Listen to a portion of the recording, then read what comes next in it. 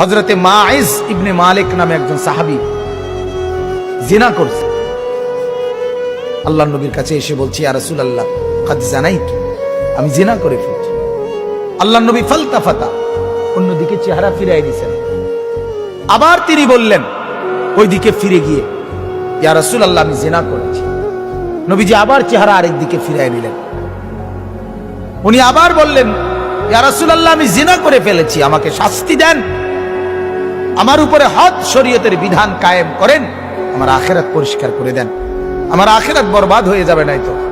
আমি এখন ফয়সালা বিচার মানতে রাজি, আমার রায় এখন করে দেন।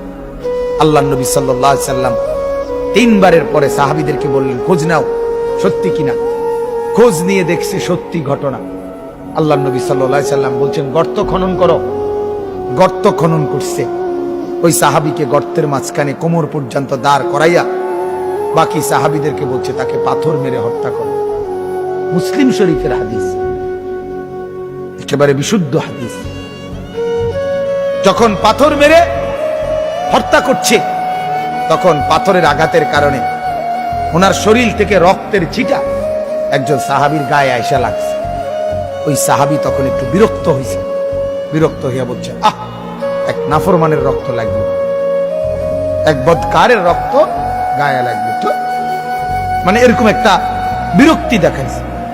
সাথে সাথে আল্লাহর নবী সাল্লাল্লাহু আলাইহি ওয়াসাল্লাম নবীজি বললেন, হে সাহাবী তুমি এটা কি বললা? কি বললা? আমার এই মায়েজ গোটা পৃথিবী যা জানতো না, নিজের অপরাধ নিজে স্বীকার করে, নিজের শাস্তি নিজে গ্রহণ করে তওবা করছে। এটাই তো তার শ্রেষ্ঠতম তওবা। আখিরাতের ভয়ে নিজেকে শাস্তির সামনে পেশ করে দিছে।